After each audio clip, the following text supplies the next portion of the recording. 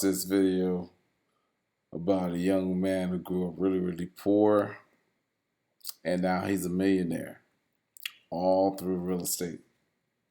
So we're gonna take a look at it, and I'll chime in at the end.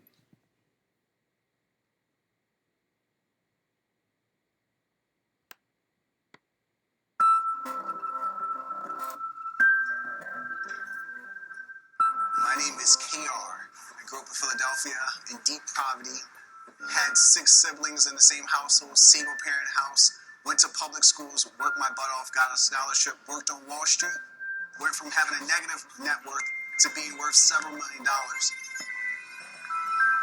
I was able to grow my real estate business from 1 unit to 105 units, and I retired from my job in 2020.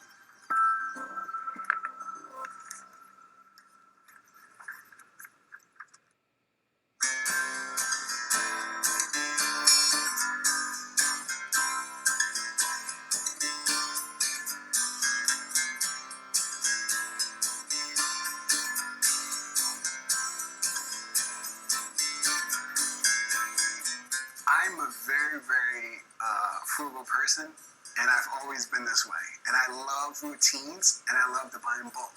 When the tuna fish is on sale, I buy it in bulk. When the oatmeal's on sale, I buy a lot of them. My favorite snack, instead of real ice cream, I eat grapes. Maybe like 8 or 10 of them at night.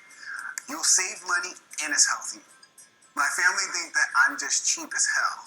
They say, you're just cheap. Go buy some damn real ice cream.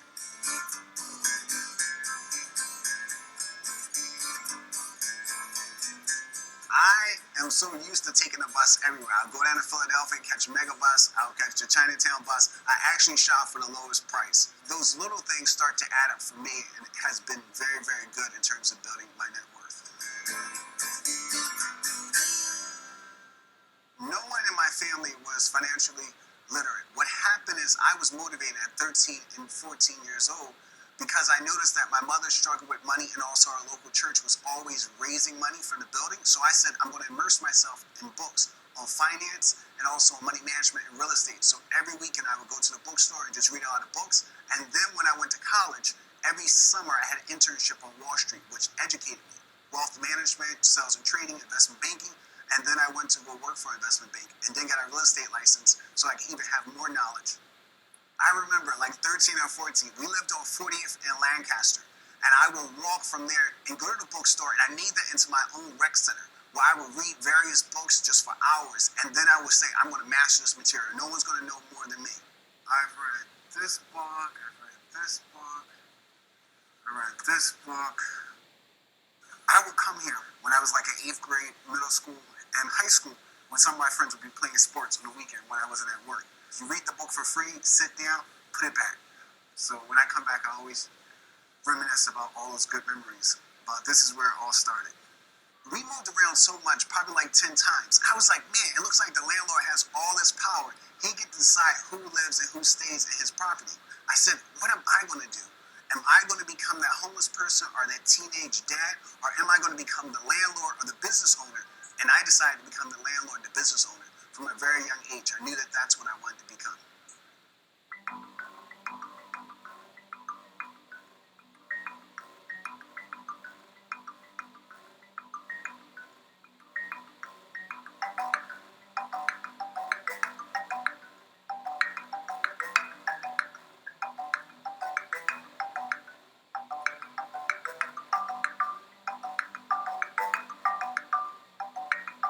I decided to buy Cobb's Creek because, one, I knew the neighborhood, so I did all this analysis, and then I had a multifamily approach, but I couldn't afford a multifamily at the time.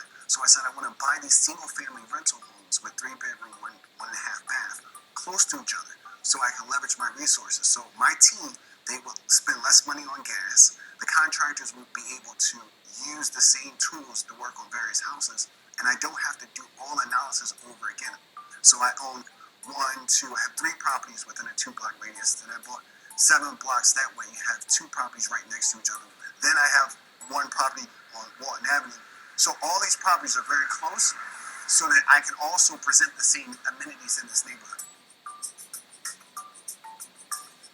Because I started with 1 unit, I was able to really master the whole process. I was pretty much the GC and I also was the property manager. And so I get to see all facets and put my family members involved in this situation as well, where they learn about real estate. So now I have a property management business where my stepmom and my brother are involved, where we do the landscaping, we vet the tenants. If you interview with us that you want to live in our properties, we also have to go to your property and have an interview with you before you move into our units. Growing up, I noticed that there was a disparity in terms of like wealth between my family members and when I went off to Bowdoin College. A lot of the kids, white kids primarily, were really well off. And I would go home and we didn't have a lot of resources. So I started to say, how can I create transformational wealth? And what I mean by that is I wanted to create wealth within my community today. So I convinced my brother to get a real estate license.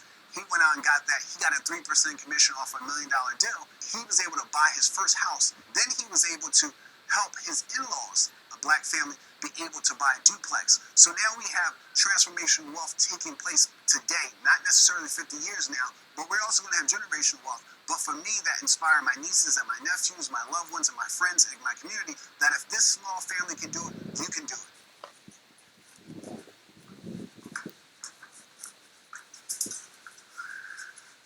Do the honors. So this one is just got renovated.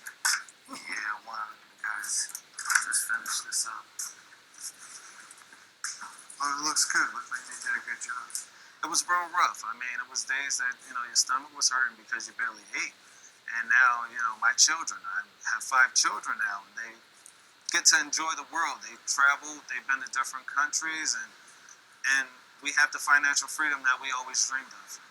My other brother helps with the landscaping. My aunt, she cleans the apartments.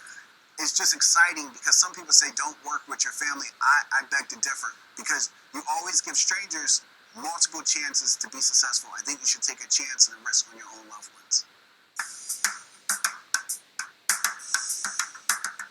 Right now, I'm so excited because I'm at a point in my life where I have financial independence. Christian, you want to get the...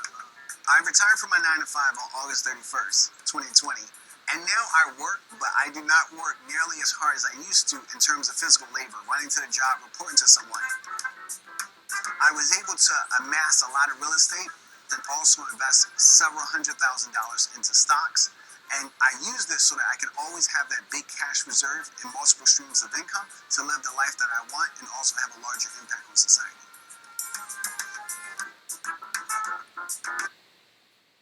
Yeah, what an inspiration. I like I like how KR went about starting this real estate business.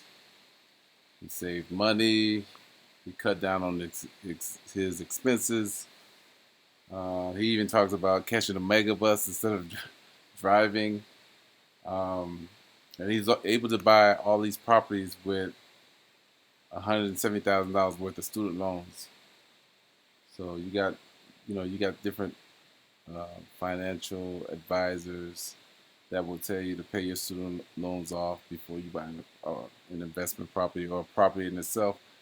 But this young man here, KR, is able to buy several properties, and he has $170,000 worth of student loans, and he was able to retire in 2020.